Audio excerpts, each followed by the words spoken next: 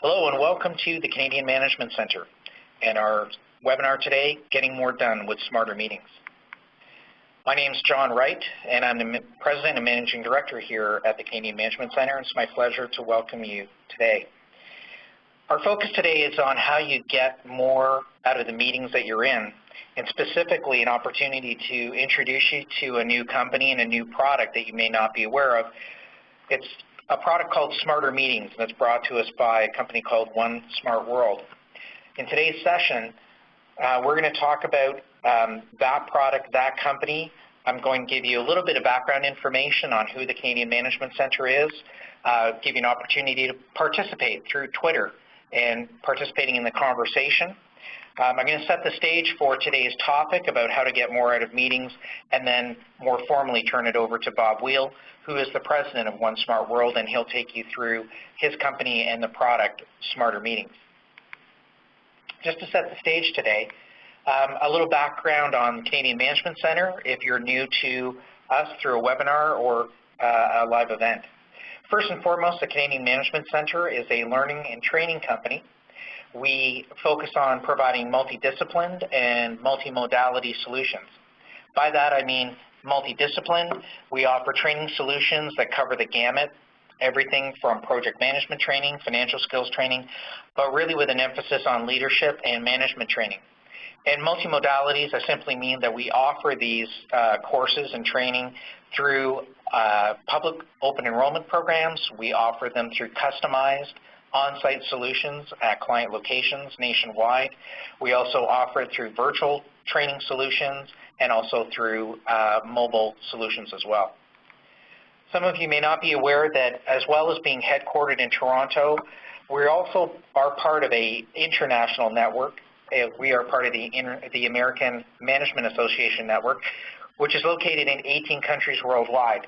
Now, the key benefit of this association is that we have access to global content and also the ability to deliver globally for those companies that need it, potentially developed and piloted in Canada, but delivered worldwide. We do that through that network.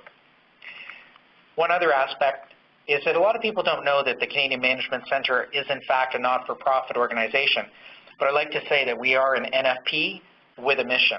We build inspired partnerships that prepare the next generation of leaders to thrive in tomorrow's marketplace. Now, I mentioned a minute ago about the fact that if you'd like to participate in the conversation on Twitter, we welcome you and encourage you to do so. You can participate by using our hashtag for this event today, which is hashtag CMC events. And if you participate on Twitter, you will be entered into our contest. Today we have a number of prize packs. The first one is a $1,500 credit to use against any Canadian Management Centre course that is happening in our public enrollment programs nationwide. Second, you could win a Smart Agenda Maker. This is a product from One Smart World. It's a complete online toolkit that gives you all the information you need to run better and smarter meetings, and it has a value in the marketplace of over $100. Third, we have what we call our Smarter Meeting ebook.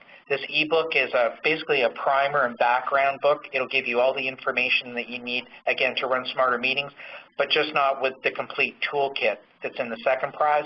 The Smarter Meeting ebook is a $25 value, and again, all three prizes are available to you just by commenting on Twitter and using the hashtag CMC events. Now, after the session today, I also want to let you know that you will receive a follow-up email within 24 hours with a number of information points in it. First and foremost, you will receive a link to today's session. Second, for those of you who would like to claim a free PDU as part of maintaining your PMP designation, all the information on how to make that claim is contained in that email. And third, we're also offering a free Smart Meeting Performance Assessment tool today, and the link to that assessment tool will be contained in that email. When you came on the webinar today, you had an opportunity to participate in our poll question, which was, I find meetings in my organization to be, and we offered you 4 different choices. A waste of time and talent. B, a necessary evil, but not productive. C, somewhat productive. And D, productive, effective, and well-organized. So let's take a look at what your results were today. Not a big surprise from what we've seen in other studies. 2% of you said it's a waste of time and talent. 20% of you said it is a necessary evil but not productive. 48% of you said it was only somewhat productive, and only 5% of respondents said that meetings in their organization are productive, effective, and well organized. Well, that really plays into the whole point of why are we doing this topic today. Your poll results are in fact reality.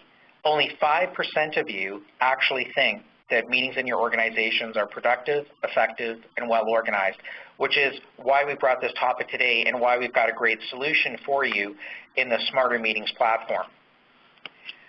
Beyond just simply improving meetings, we also know that there's an enormous need in organizations today to improve collaboration. Now, I just want to highlight the point of collaboration because it's understood, but maybe not widely known, why collaboration is so important. At the Canadian Management Centre, one of the partner companies that we work with a lot is called I4CP. So it's the Centre for Corporate Productivity. And in one of the research studies last year, 2011, showed that better collaboration inside organizations highly correlates with improved marketplace performance. And in fact, numerically, they found two things in the study.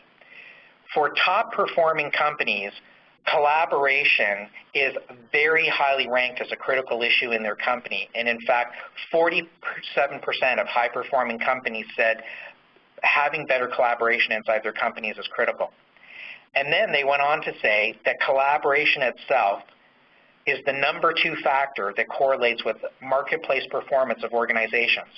So all this to say, if you can come up with a way to improve collaboration in your organization, you will not only have a better performing workplace amongst your staff, but you will have a better performing company in the marketplace against your competition. Bob will also talk about the fact that the Smarter Meeting platform will actually lead you to productivity improvements because better communication in meetings and a better meeting flow will actually get you to productivity.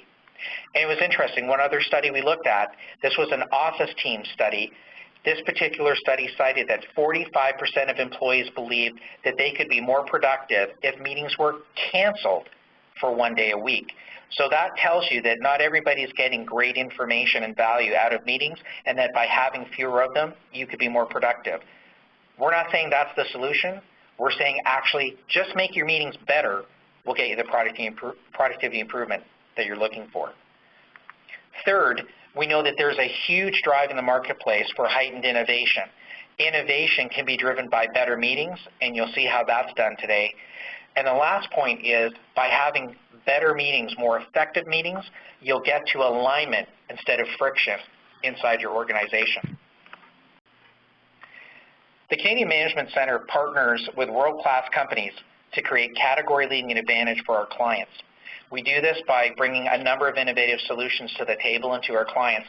And I'd like to introduce One Smart World as one of those partners. One Smart World is a world-class provider of human capital platform solutions. They are headquartered in Collingwood, Ontario, about an hour north of Toronto. And one of their key products that we're going to talk about today is their Smarter Meeting platform. And I can tell you, as someone who's experienced it, it will propel your organization. Specifically, the Smarter Meetings platform will help you generate better employee engagement and better performance, better team performance, and certainly better agility. You will be able to have increased innovative solutions in terms of numbers, but also with faster go-to-market implementation. You will also be able to create and sustain productivity improvements truly beyond your wildest dreams. And finally, through all of that happening, you will create an organization that has much better marketplace competitiveness and truly better marketplace performance. Now, Bob and I were talking the other day about the whole idea of what happens in real terms if you can increase people's efficiency from a meetings perspective. And we just did some basic math. And we said, someone who spends a lot of time in meetings could be as much as 20 hours a week. So what happens if you actually increase their efficiency gain and get them out of those unproductive meetings? A 10% efficiency gain would actually get you back 2 weeks of your life. And we all know the expression, that's time I'm not going to get back in my life. Well, truly, you can. And then we said, what happens if you even stretch it out a bit farther? What happens if, through using something like the Smarter Meeting system, you could get a 20% efficiency gain? In fact, you would get 4 weeks of your life back, which is absolutely amazing. And there's no question that just as a starting point, you would have much better work-life balance by having less time spent in meetings.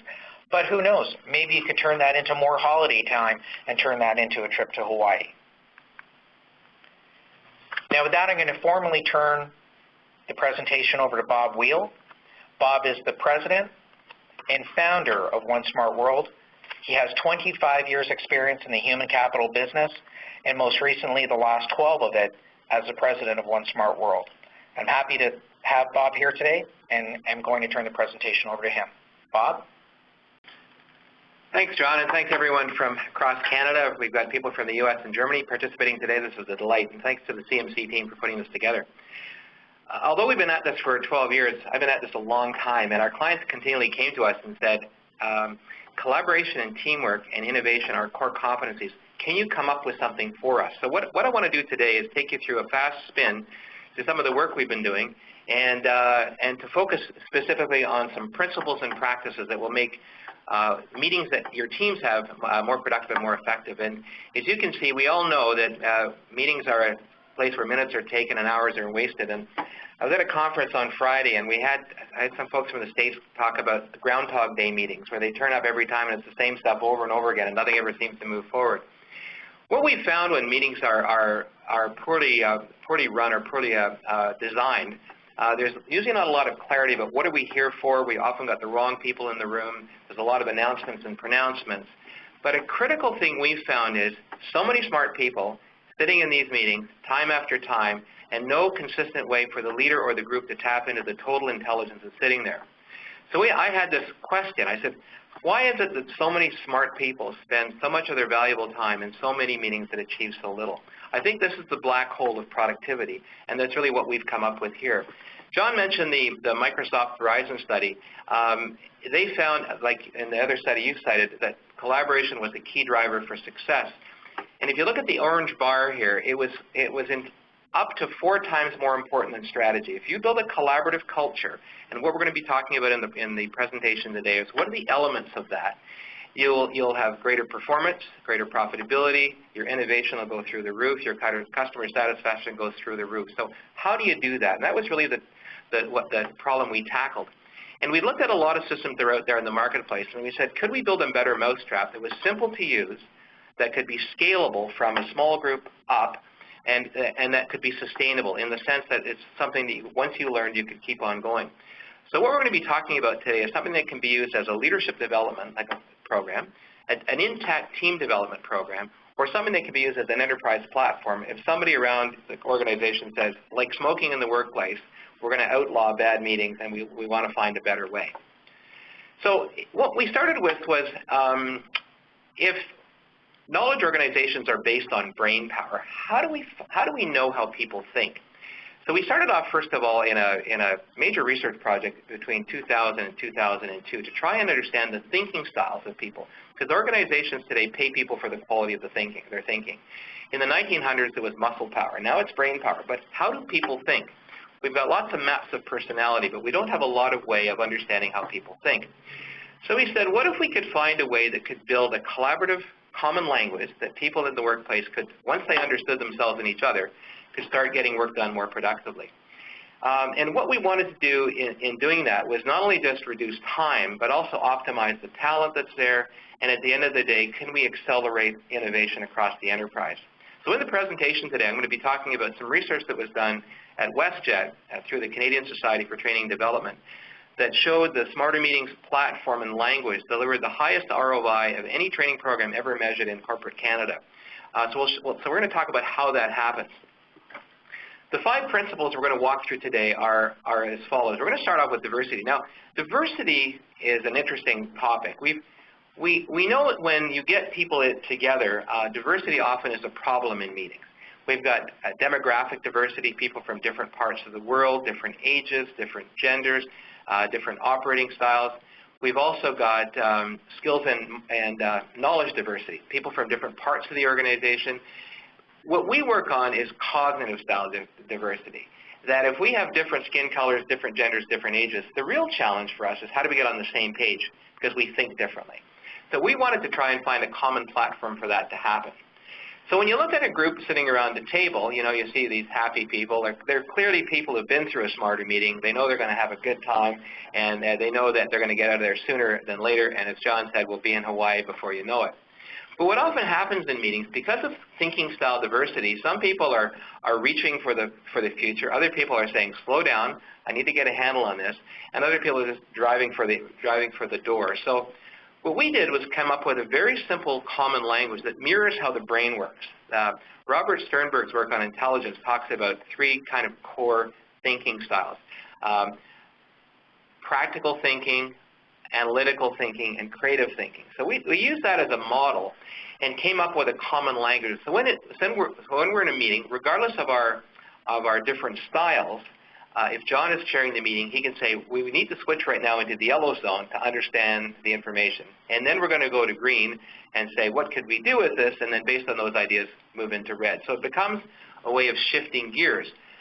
So what we did was we felt that there was a lack of common language for people in the workplace who have to work in teams with a broad diversity of styles and who have to collaborate and now more than ever have a sense of urgency around coming up with the results. There aren't the tools there. So much like music, if we've never met before, we all play different instruments and we're from different cultures. If Paul is conducting the orchestra and puts the music up, we can start to make relatively good music pretty quickly because we're playing off a common language. And that's really what we tried to do with the universal common language in One Smart World. So we built a thinking styles portfolio called the 40I, and that looks at your thinking style. And what that helps people do in a meeting is recognize that while we are all different, we have strengths in different areas, and it provides a way of mapping human capital. We were out with CMC in Calgary recently at the Get Energy conference, and I said, with all the geologists in the room, all the oil companies, all the educational institutions, I said, what if you could map and tap your human capital with the same level of precision that you can map and tap those resources that are in the ground? The real value added, as we know, is in the human capital side. We haven't found a good way to do that. We know that that personality is important, but at the end of the day, if people can think well, can problem solve well, and collaborate well, that's where the value is going to be added. So that's really what we've tried to do with our system we're going to take you through today. So now that we look at our group that was sitting around the table before, those happy folks, we realize that one of the reasons that they may struggle is that they think in different ways. So how do we get different people onto the same page to begin to produce those results?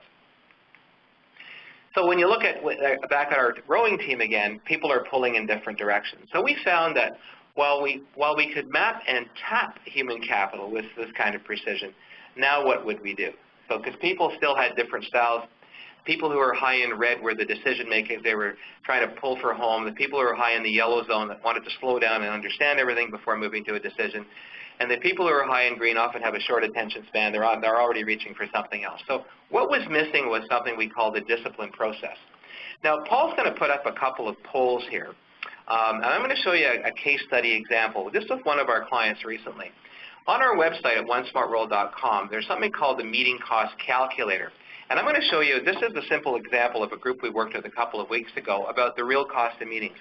And I think if any CFO saw this, those of us in human resources have a real winner here. So let's take a look at the results. This was a group that was 130 people. They were in a project management group within a large national institutional organization, private sector organization. We asked the question, how many hours do you spend in meetings a week? And they said on average about 20. And as we go through the marketplace, the higher you go, the more hours you spend. We also asked, how many work weeks would you work annually? And they said 47. And I asked the boss, on average, what's the cost per hour per person? And she said it was $125. Hewlett-Packard did a study 10 years ago that said it's about $100 an hour. Some people may make more or less, but when you factor in the coffee, the heat, the benefits, and everything else, and you can plug in whatever numbers you'd like on our website. So when you do the math here, what we found was, and we also asked the question, of those 20 hours, what percent of your time is a waste? So 130 people for 20 hours a week for 47 work weeks a year at $125 an hour with a total cost of $15,275,000.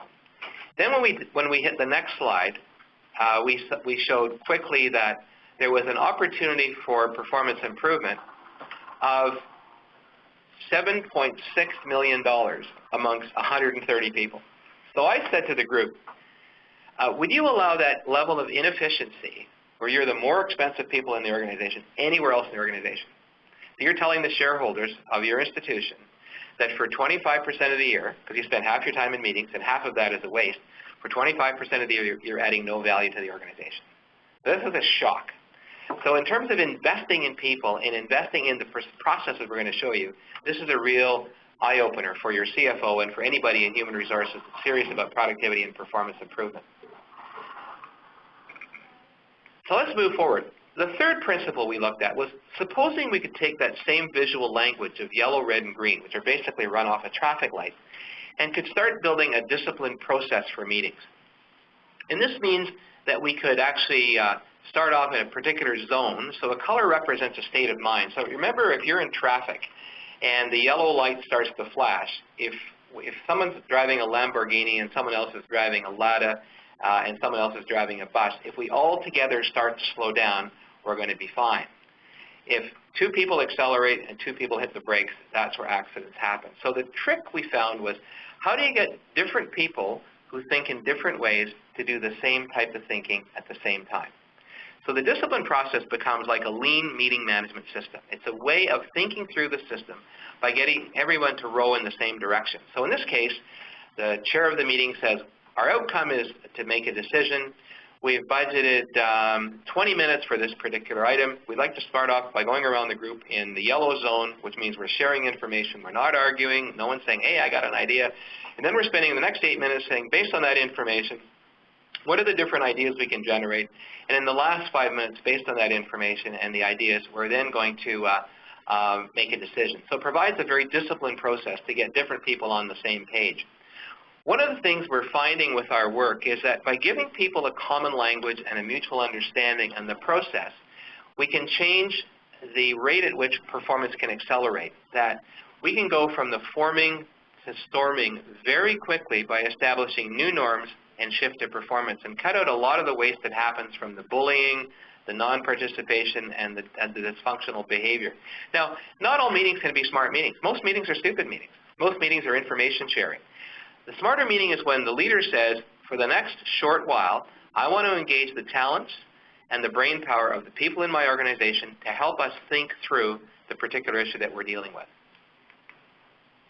So every smarter meeting uses what we call a smart track, and we've got a series of 12 smart tracks, which are kind of like generic problem-solving processes. And when we do the course and when we have the online instrument or the online assessment meeting manager, it gives you basically a way to customize.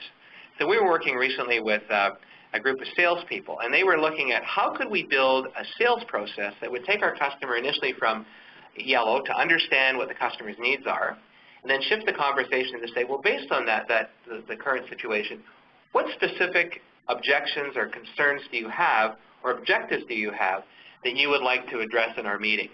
And then shift into green and saying, okay, what are all the ideas? If you were successful, this problem was solved, what would that look like? And then shift to red saying, based on that, what would you like to do? And our white diamond refers to initiative. If you were to take something and take one initiative going forward, what would that be? So it provides a simple way for not only managing conversation, because often meetings are one-on-one meetings, but they're also team meetings. So it provides you with a very simple process for doing that. I was with a group of human resource executives in London about a year ago, and we just asked the question again, what percent of your time are your manager's time wasted in meetings? The average was 70%. So it's a chronic issue when you do the math over the amount of time that's spent in meetings. Moving right along, Here's an example of a discipline process in action, whereby once you've got this language, and it's much like the music, once you've got the notes to the system, you can start to lay out different sequences that work for you. And this is not unlike the one I showed you before. It's a very simple customer conversation that starts off by understanding the customer's needs, shifting the conversation to saying, what do we do next? Then going to green, then going to yellow, then going to red. One of our clients was Shell Canada. A number of years ago, they had a couple of major issues in the company. And one of the folks who was trained up on our system said, what if we went into our database and found out who are the highest green thinkers? Bring them together for a meeting, have the geologist present the problem, and let's tap into their intelligence from that perspective. That group of people were just there for the idea generation phase. They generated hundreds of ideas on how to generate more oil and gas out of that particular piece of real estate, and also how to cut costs. Phase 2 was back into the database. Let's find people who are high in yellow, who like to do the analytical thinking, who are the critical thinkers, to take the ideas that were generated by the folks who were high on the creativity side, and they came back with 90 best bets. 6 months later, that particular piece of property was sold by Shell Canada, when it was still Shell Canada, to Apache Oil in Houston for over $700 million. And that one-day exercise of drawing out the total intelligence of the people in the organization, 40 in one day and 40 in a second day, the green, yellow, and red, added $40 million to the bottom line in that sale. Part of our premise is that organizations have so many smart people right now, and managers and leaders don't have the tools that they need to map that talent and to pull out that intelligence. So let's take a look at the next slide. So we looked at the discipline process. Here's the study that was done by the Canadian Society for Training and Development. They looked at, they had founded 11 organizations that were brave enough to step forward and say, yeah, we'll have our training programs evaluated. Now, WestJet had been using and continues to use our One Smart World platform, and they were testing out our Smarter Meetings program. The results of the 3-year federally funded study came back a couple of years ago, and it was done by Lynette Gillis and her firm. And here are the results that came back. WestJet, with 84 managers, had the highest rate of return ever recorded in the shortest period of time at the lowest cost in the study, just by giving people an understanding of the language, how people think, and then giving them the discipline processes to save time in their meetings. The other companies that in which there were measurable outcomes, you can see Logitech got over 200% return. Business Development Bank of Canada got a 74%, and the 5th study in the organization got a minus 100% return. So what we found from that is, and that's one of the reasons our company was selected one of the top 12 leadership companies to watch in 2012. We were the only Canadian company selected by Training Industry for that, was because this is a chronic issue, and we don't have enough tools to help people think better and work smarter in the meetings that they go to. So in the WestJet study, for every dollar that was invested by WestJet, and the money that was invested in the half-day training included the cost of the employees, managers sitting in the meeting, the WestJet facilitator who ran the program, and the cost of the materials that were all built in, there was a $6.58 return for every dollar invested. So there was a tremendous net annual gain just from cutting time in meetings. And as John said in his opening remarks, by shaving little bits of time, it's amazing what you can do over the course of a year. And we find with work-life balance that's an issue. I was at a meeting on meetings on Monday, again with an American group, and one of the fellows said, what's happening is our meetings are so ineffective that items get pushed back, and I don't have time to do my other work, and it spills into the end of the day. So if we could find a way to do our meetings more effectively, that would be terrific. So in Principle 4, we have what's called rules of engagement. And the rules of engagement are pretty simple. It basically says, when you're in the green zone, we're generating ideas, and that's all we're doing. So we're all pulling in the same direction. I was working with a client not so long ago, and we weren't into the green zone 2 minutes, and this guy was an analyst. And this is what happened in every meeting. So we always start off in green. What if we did this? What if we did that? And we weren't into it 2 minutes, and Joe said, that's a very interesting point, Christina. Have you seen some of the research coming out of Goldman Sachs that, and it was, I had to move in a nanosecond, because he would have gone on for 5 minutes, and that's what he does all the time. I was like, time out, Joe. We're in green. Our goal here is to get as many ideas as possible. So the rules of engagement help smart people stay on track together by having simple ways of managing that behavior. So in a meeting like this, there's 8 of us in the meeting. We're driving for home in red. We're trying to make a decision. We've all shifted in. We've all seen the red light. We're trying to make a decision. And there's Joe with his oars stuck out saying, hold the phone. I need more information. And sometimes you got to take one for the team and be able to move it forward and say, okay, and they can turn to Joe and say, what information do you still need that you don't have, because we'd really like to move forward. So the rules of engagement allow people who think differently to say, okay, what we're going to do over the next short while is to get on the same page and all do the same type of thinking at the same time. In the Smarter Meetings program, we use a very simple job aid called the voting card. And we use that as a way of controlling behavior and helping people stay on the same page. So when you look at the voting card, this is the way in a meeting that people can indicate by polling whether they are in support of an initiative or not. So here's a group of people at the end of the day are voting on whether the ideas that have been proposed are going to work. The 5th principle, and this, for those of you who are really serious about building collaborative cultures, there's a fellow called Marcel Losada, a South American man, who did research at the University of Michigan on looking at senior management teams when they worked at their annual strategic planning retreats. And one of the things he found was that the single best definer of high-performing organizations was the way in which those people talked with each other. The most successful teams, again representing a high caliber of teamwork and a high degree of collaboration, spoke with each other in what they called was a 5-to-1 positive ratio. This has been discovered by other researchers as well. That if you talk with each other in a way that's constructive, that's affirming, that if you exhibit as much interest in the other person as you do in your own stuff, and you ask as many questions as you advocate for your own position, you're likely to get a better solution emerge. But the challenge for those of us in the training and development industry is how do you reshape and re-aim how meetings normally happen? Because people walk in with a bad mindset, because it's like coming to training sometimes. I'm back in school. We have to redesign our meetings like we redesign training so they're experiential and they tap into the interests that people have. So the trick is when you're in an organization, how do you change that? How do you change that ratio? And so let me just show you the next slide here for a second. Now, this, for those of you who are quick off the mark, you'll get this right away. At WestJet, our colleague there, Pam August, she has a technique that this represents personal spirit. She'll start every meeting off by saying, on a scale of 1 to 10, where are we at right now? 10 being high personal spirit, positivity, 1 being low. And if somebody says 4, what do we need? What are you grateful for today? What are some things you appreciate about what's going on right now? Because we need to get you up to a 7. We all need to be at a 7. So sometimes you walk into a meeting, you plug your plug into the bottom one, and you know there's a negative attitude there, and you're really not going to get the kind of results that you want. So the trick is, how do we plug our meeting collectively and get that high energy thing?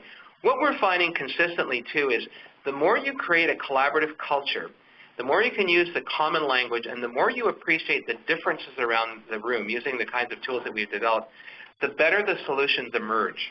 And that you can't predict it, but because of the caliber of the dialogue, it's like watching great musicians play together.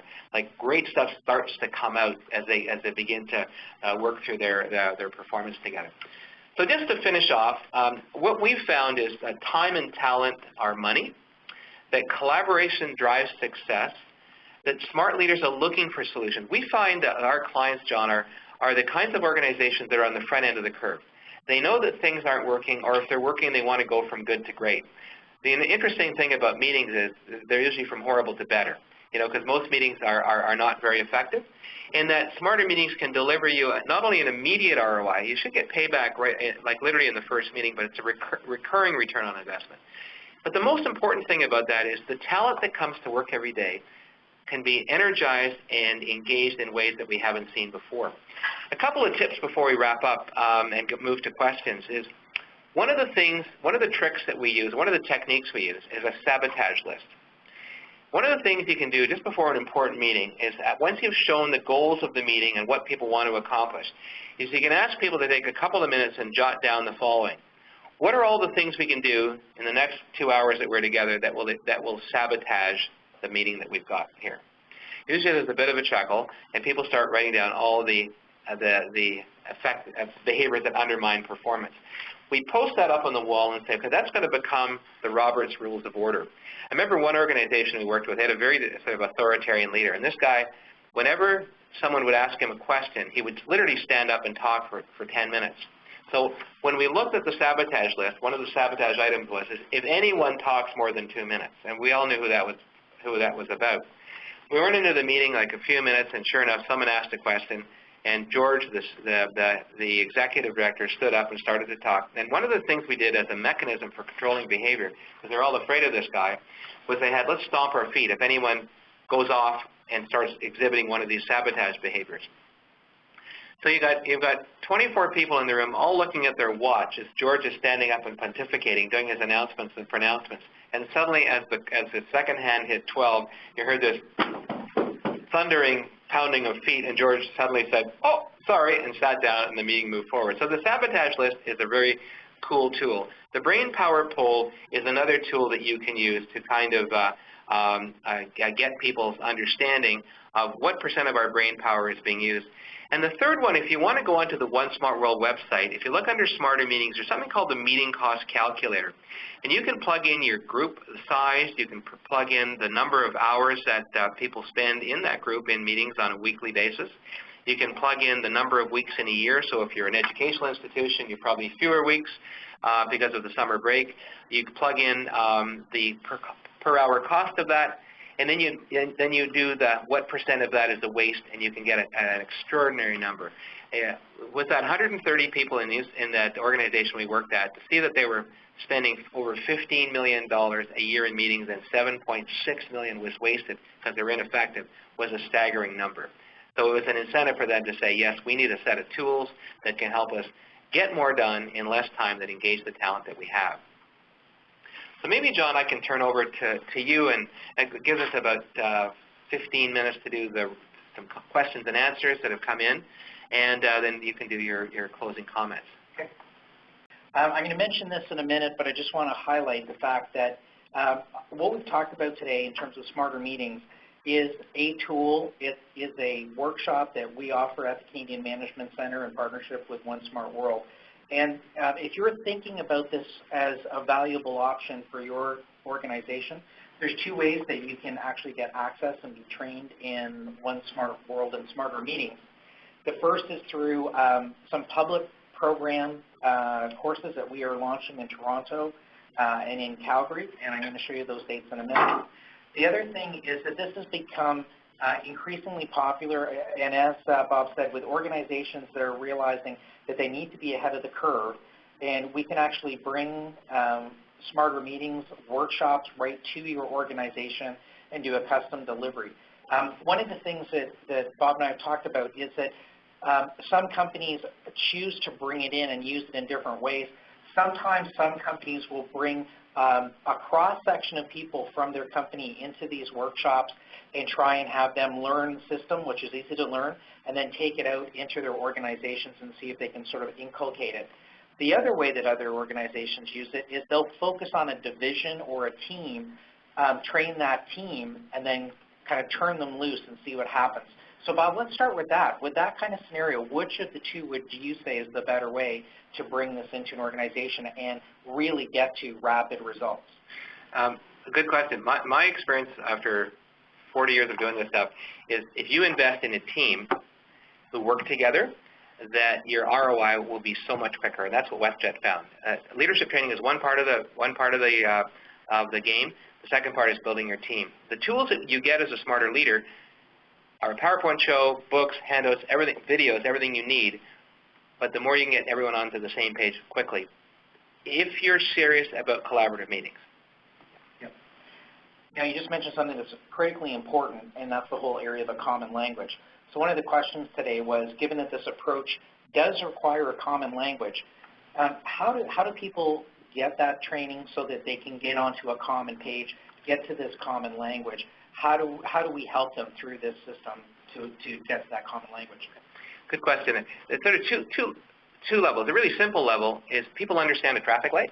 So those of you taking the webinar today can go back and explain this at a simple level and begin to get some results. If you're serious about really taking this in as a platform for your organization, I would strongly recommend that you go through the CMC, and because they've got the programs here that can help you. But the language is very intuitive because people will remember this because it's about thinking, it's not about personality, and because it's a traffic light, people remember it. So you can do that in a half day, or you can do it in a full day training program, and you can get the skills and the knowledge and the tools that you need.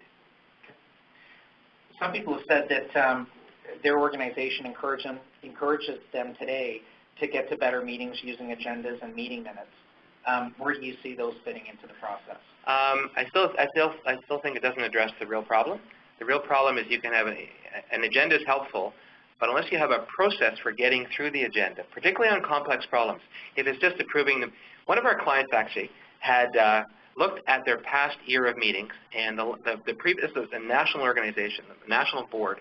They'd made 4 decisions at their past meeting. One was the approval of the minutes, approval of the agenda, and an agreement to adjourn, a motion to adjourn, and they'd made 1 decision in 2 days. They were shocked. So they cut their meeting in half and started to put in issues where people had to think through. So it wasn't just formal things like approving reports. They said, we bring these people together for a purpose. We are not tapping into them. So that was a shift in how they use the talent in that room. And this is another question that ties directly into how do you use talent. I'm required to do brainstorming in my company on a fairly regular basis, but I've never been taught on how to do it. So when it comes to brainstorming, how does your approach help or make it much more effective? Because you talked earlier about examples, and maybe you could expound on those a little bit. Yeah, sure. There's a lot of interesting. There's a really interesting book out right now by Jonah Lehrer called "Imagine How Creativity Works."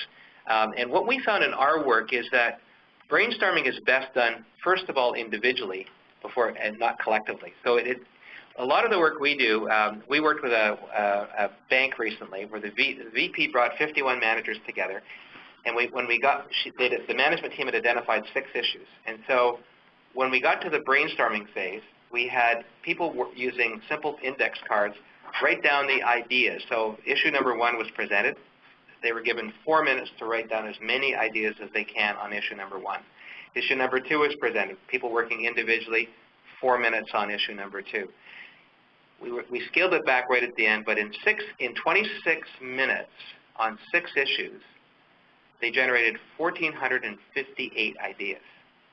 I still have photographs of the idea cards. They were then given to teams. Each team took an issue, and their job was then to look through the best thinking of their colleagues, organize them into proposals, and present them back to their colleagues, who then voted on whether they were going to be part of the plan going forward.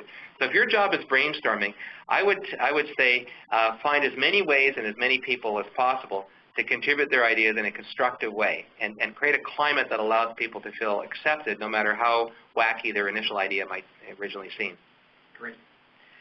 Earlier in your presentation, this is another question. Earlier in your presentation, you mentioned that one of the things that you were observing was bad behavior in meetings.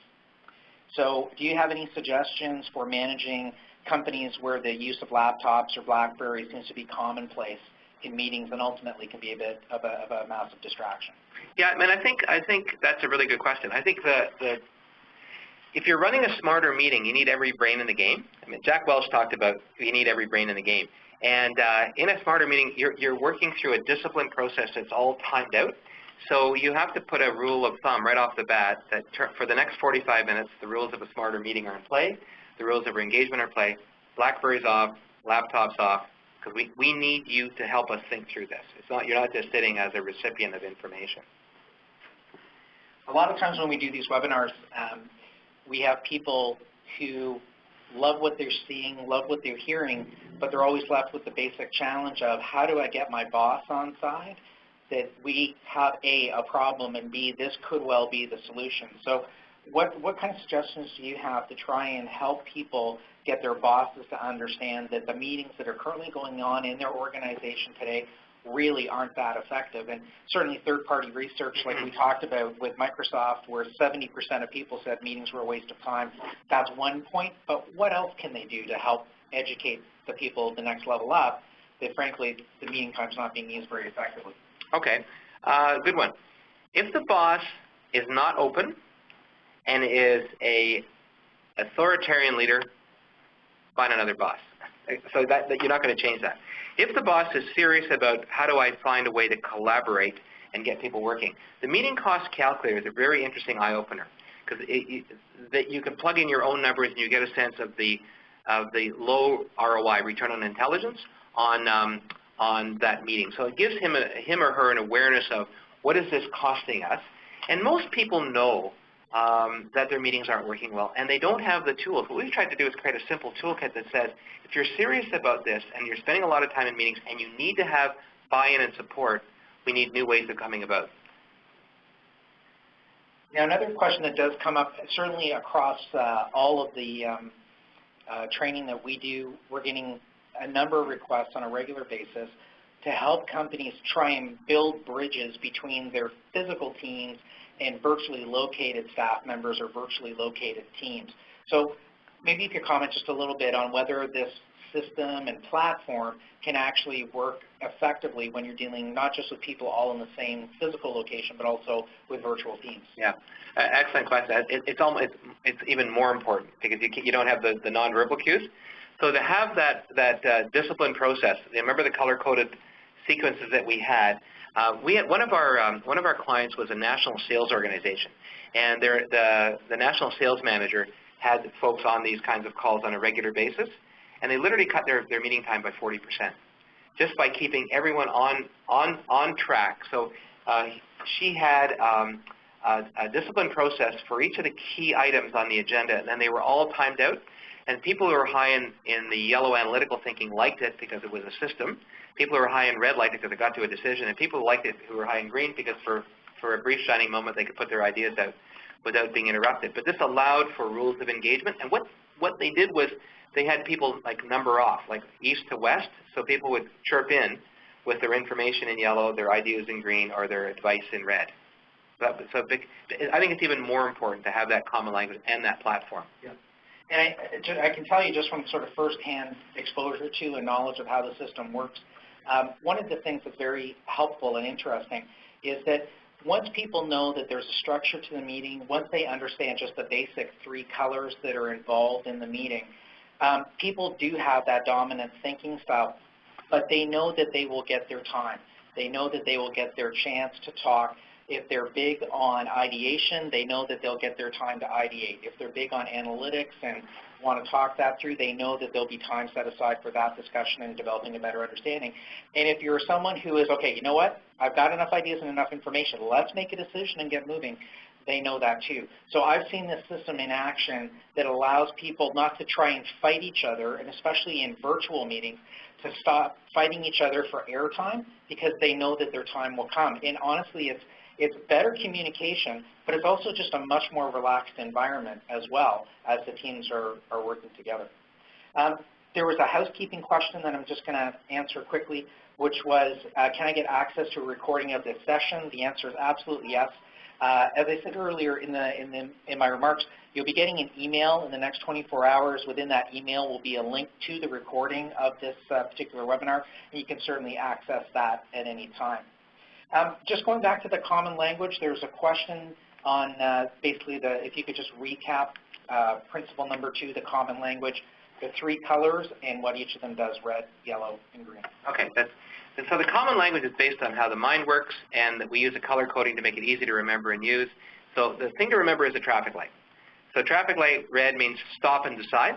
So that's the state of mind and the stage of the process where we're making decisions. The yellow is slow down, gather information, don't jump to conclusions, don't wander off track, try and understand what's going on, both the facts in the meeting and the feelings in the meeting. And the green is pitter-patter, let's get at her, pedal to the metal, let's go and create. So the challenge for meetings and using the simple system is for everyone to agree, you have to agree to do the same thinking at the same time for that particular period of time. Common question that happens, is there any ideal length for a meeting? Maybe that's an endurance question, Bob. That's a good question. Henry Ford once said, thinking is very hard work. That's why so few people do it. And so this is tough thinking. We find when we do, we call it our rapid innovation program in our meetings. About 3.5 hours is about as much as people can extend. I would suggest you start off with a simple item. Try half an hour to go yellow, green, and red, just to think it through, and do a little debrief after that. So I would say think something relatively simple, put your little simple sequence in place, try it out, and see how it goes. Awesome. And people will say, this is better than anything we've done for a while. So it just gives them a simple, repeatable, definable process to follow. And wouldn't it be an amazing outcome to get to a place where people actually look forward to coming to meetings, knowing they're actually going to contribute something and achieve something, versus, oh, here we go again, this is a couple hours of my life that I won't be getting back. Just a final comment on that. In this country, we have one of the most diverse workforces in the world in terms of talent, and collaboration is going to be our critical competitive advantage. And the more we can harness that, the faster we can do that, the more we're going to be able to move forward. So it's been a real pleasure, John. Thank you. Thank you. So I want to thank people for spending time with us this afternoon. I certainly want to thank Bob Wheel from One Smart World for spending time with us and talking about their Smarter Meeting platform. We've definitely had some questions today about how do I get access to Smarter Meetings. Well, if you are interested in doing it as just an individual, we have courses running in Toronto on June 4th and August 26th. We also will be in Calgary on November 20th, and we'll be scheduling more sessions across Canada after that. If, on the other hand, you're interested in potentially bringing this into your company, and this is really a tremendous way to take advantage of this platform system, just use the 1-800 number on your screen. It's 1-877-262-2500, and please just make a call and let us know that you'd be interested in a follow-up discussion about Smarter Meetings, and we can do that for you. For those of you who are pursuing maintaining your PMP designations, just wanted to give you the PDU claiming details. All the information is up on the screen. And again, for those of you that are doing a claim, this information is contained in the email that will be coming to you in the next 24 hours. It'll also have in that email the Smart Meeting Performance Assessment Tool, so you can look for that in your inbox. Again, last reminder, if you're on Twitter and want to participate in the conversation on Twitter, please use our hashtag at #CMC events and be entered to win one of the prize packs, whether it's the $1,500 course credit from the Canadian Management Center or one of the two prizes from One Smart World. So with that, I want to thank you for taking time out of your day and spending an hour with us. I hope you've got some great tips and tools of how to run better, smarter, more productive meetings, and I wish you a productive day.